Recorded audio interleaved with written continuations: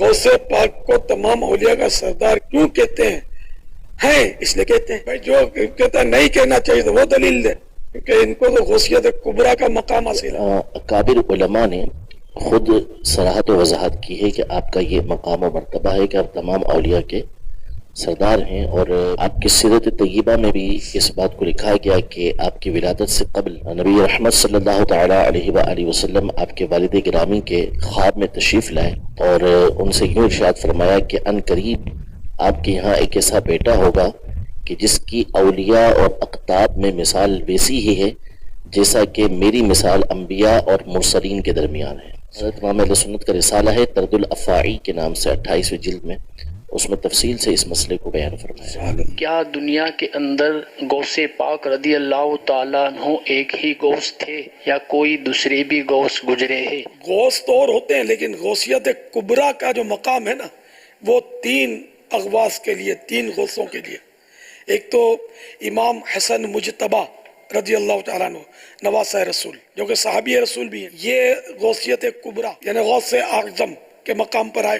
دوسرے یہ شیخ عبد القادر جیلانی قدس سرہ نورانی، یہ آئے. آخر میں امام مہدی تشریف لائیں گے، یہ بھی غوث العظم ہوں گے. غوثیت کبریٰ یعنی کہ بڑا غوثیت کا جو منصب ہے یہ ان کو ملے گا. تو یوں 3 غوث اعظم ہوئے دنیا میں، 2 ہو چکے، 1 ہونے والے ہیں. اب وہ کب آئیں گے رب جانے، نشانیاں بھی کافی باقی ہیں اور ضرور تشریف لائیں گے وہ امام مہدی رضی اللہ تعالیٰ عنہ.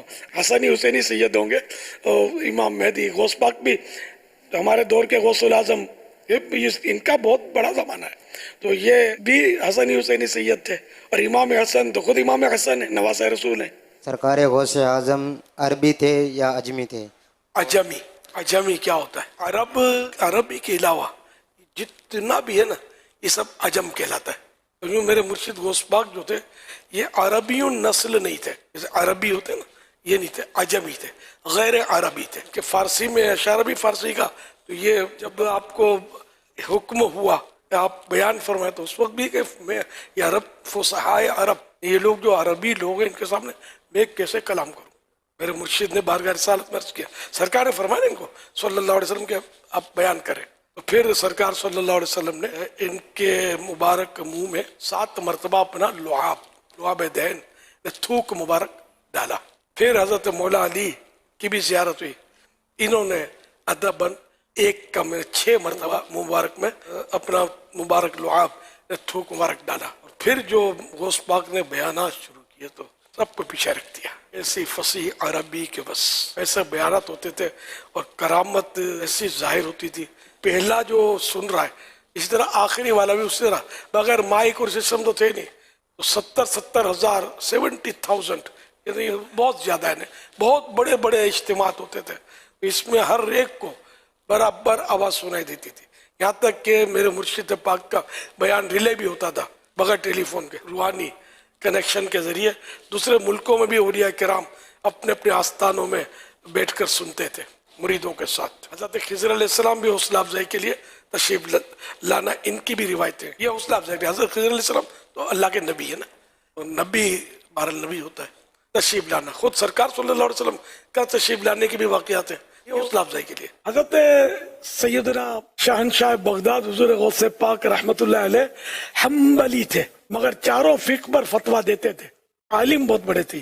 دستگیر ہم کہتے ہیں، دست مانے ہاتھ، فارسی میں دست ہاتھ کو کہتے ہیں، گیر مانے پکڑنے والا، یہ فارسی لفظ ہے. غوث اعظم دستگیر یعنی ہاتھ پکڑنے والے ہیں، حمایت کرنے والے ہیں، سہارا دینے والے ہیں، یہ مراد ہے دستگیر.